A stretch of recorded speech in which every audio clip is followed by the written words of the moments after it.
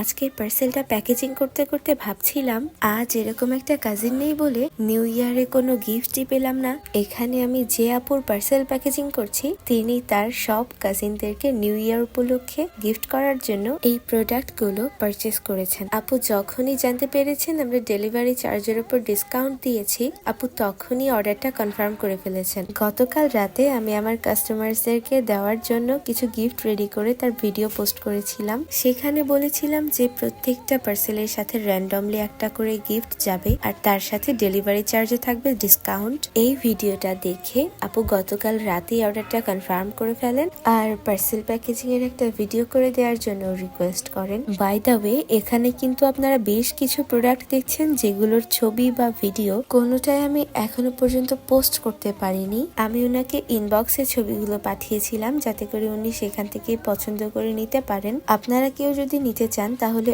অবশ্যই এই ভিডিও থেকে স্ক্রিনশট দিয়ে আমাকে ইনবক্সে মেসেজ করতে পারেন। তো সবাই ভালো থাকবেন, খুদা হাফেজ।